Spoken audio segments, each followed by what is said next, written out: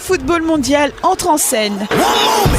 Du 11 juin au 19 juillet 2026, le Mexique, les États-Unis et le Canada accueillent la Coupe du Monde.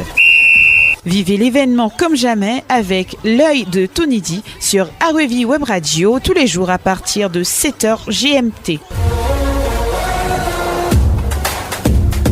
Des analyses, de l'émotion, du rythme et toute l'intensité de la compétition.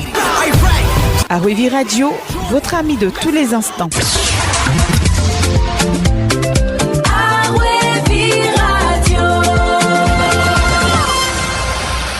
L'élimination précoce de la Tunisie dès la phase de groupe du Mondial 2026 n'est pour tout observateur lucide qu'une péripétie annoncée dans la longue descente aux enfers du football de ce pays. Si la déception populaire est immense, elle ne doit pas occulter l'évidence.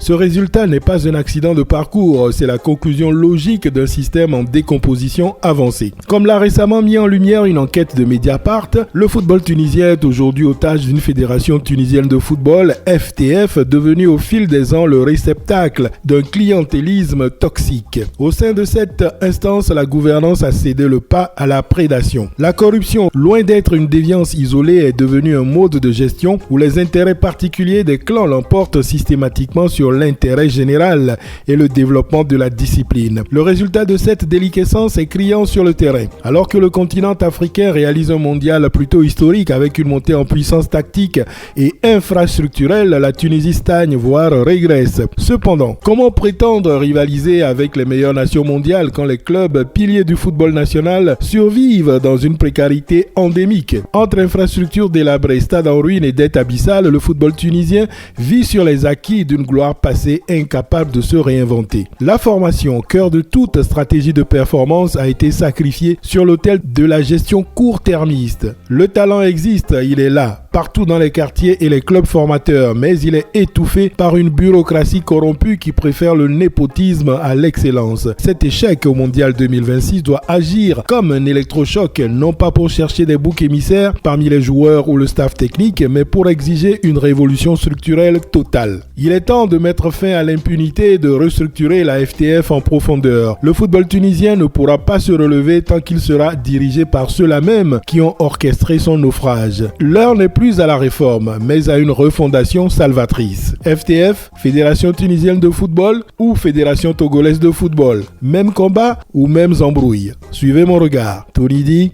à REV Radio.